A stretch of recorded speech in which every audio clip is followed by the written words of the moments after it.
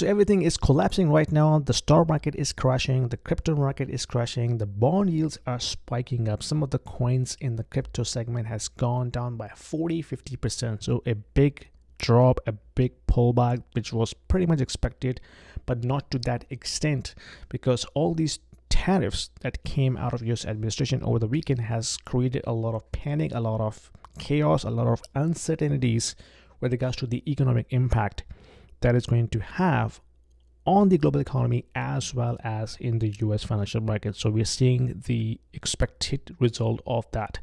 Now, there's a lot of emotions. There's a lot of political pressure coming in from Canada. Okay, so the Canadians are actually boycotting US products, US travel.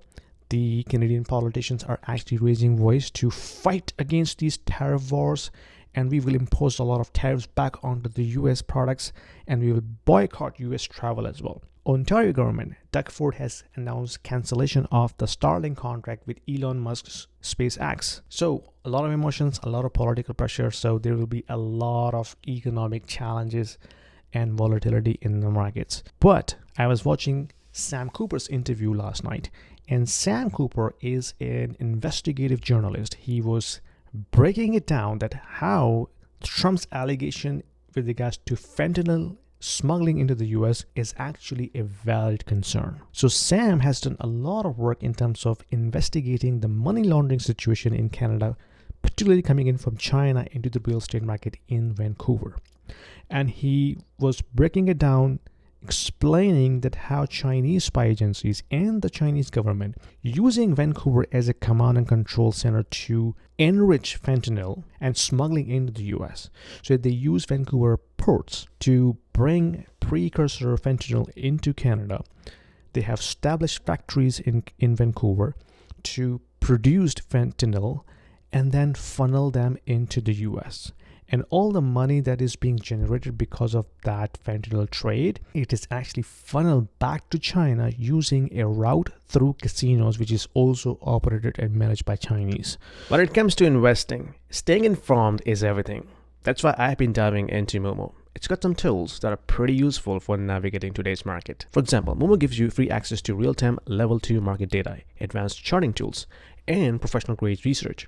The kind of stuff that you usually pay extra for on other platforms like Questrade. And let's not forget the low FX fees. If you are trading in the US stocks, like myself, I don't trade TSX. Those savings can really add up over time. Pair that with the insight that you're getting, it's a game changer for making informed decisions. Plus, while you're waiting for the right market moves, your idle cash earns a solid 6% annual return through their Cash Plus feature. That's a nice bonus. So whether you're trading actively or just keeping an eye on the market trends, Momo is definitely worth a closer look. So you can start investing today by clicking on my referral link, which will give you $50 free credit to start with. Thank you, Momo, for sponsoring this video. Nothing from this content should be deemed as a financial advice. Please consider all the risks associated with the investing. Terms and conditions apply. There is an organized crime that is happening in Canada for many years, and there is a lot of Chinese involved in that, and that is causing a lot of fentanyl related crime in the US and deaths as well.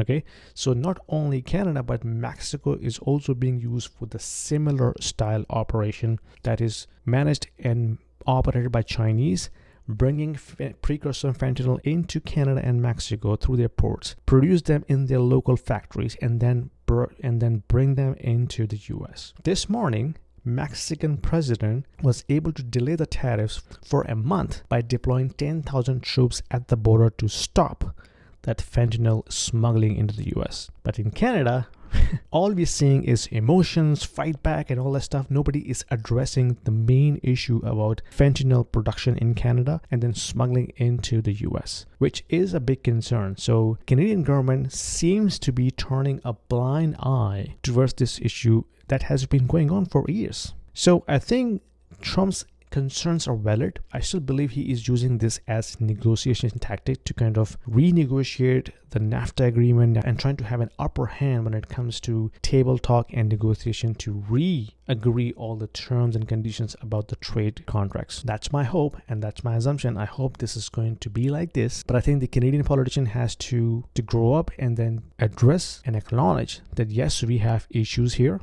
with regards to fentanyl. We have issues here with regards to illegal border crossing, and we have to solve it, just like what Mexico did. But so far, all we have seen emotion and statements and patriotism and fight back and boycotting American products. That's not going to help. In reality, I think we have to be the big boys, acknowledge our issues, and agreeing to solve them, fix those issues together with the US. Anyway, we will see a lot of volatility continues in the market. The Canadian dollar is at 68 cents. TSX is also down, so a lot of chaos, a lot of volatility.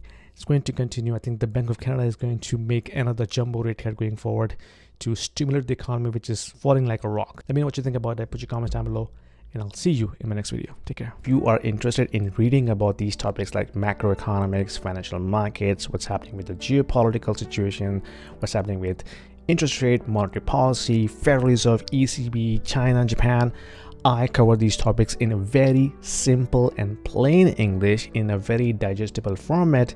If you like to read about this, there is a link in the description about my newsletter that I send out every week. Do yourself a favor, click subscribe, and enjoy reading. Thank you.